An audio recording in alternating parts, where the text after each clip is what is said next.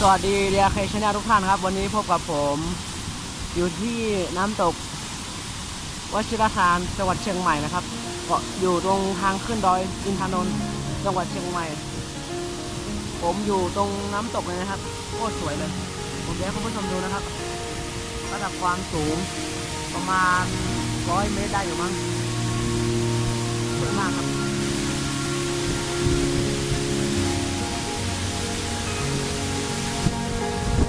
เป็นไอเลยนะครับเนี่ย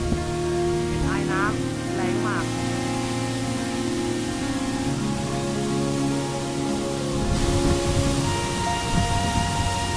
สังเกตเห็นนะครับเป็นไอเลยมันเป็นแอ่งด้วยแล้วมันลมพัดแรงมากนะครับตัวนี้เป็นพื้นเนาะมีความชื้นอยู่มีตะแคงน้ำอยู่สนามหญ้านะครับนี่บรรยากาศโดยรอบนะครับแล้วก็จะมีด้านซ้ายมืออีกที่หนึ่งนะครับด้านซ้ายมืออีกที่หนึ่งตรงนี้ไม่ค่อยสูงแบบไม่ค่อยใหญ่เท่าไหร่ครับสูงที่สูงอยู่แต่ไม่ค่อยใหญ่เท่าไหร่เพราะว่าดูแรงเนาะให้ดูโดยรอบนะครับโอ้ยย้อนแสงใช้มือบังนะครับน้ำตกวชิรทานจังหวัดเชียงใหม่วชิรทานนะครับสวยมากน้ำไหลลงมาเป็น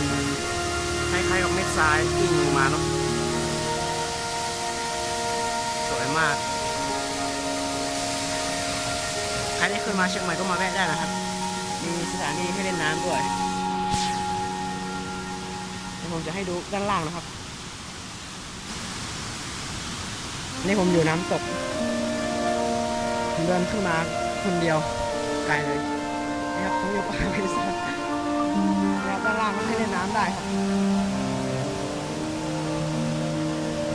ด้านล่างให้เล่นน้ำได้เห็นนักท่องเที่ยวเดินลงไปอยู่ลองดูจุดที่ผมอยู่นะครับว่ามีความสวยแค่ไหนต้องมาสัมผัสด้วยตัวเองครับถึงจะรู้โอเคนะครับประมาณนี้ครับรีวิวน้ำตกวชิรทานลมเย็นมากมีลมพัดตลอดนะครับให้คนสังเกตตรงนี้นะตรงต้นหญ้าและต้นหญ้าเห็นไหมมันมีลมพัดนะครับแรงมากเนี่ยแรงมากมีลมพัดตลอดเลยโอเคผมขอลาคุณผู้ชมไปก่อนนะครับแล้วพบกันใหม่คลิปหน้าสวัสดีครับ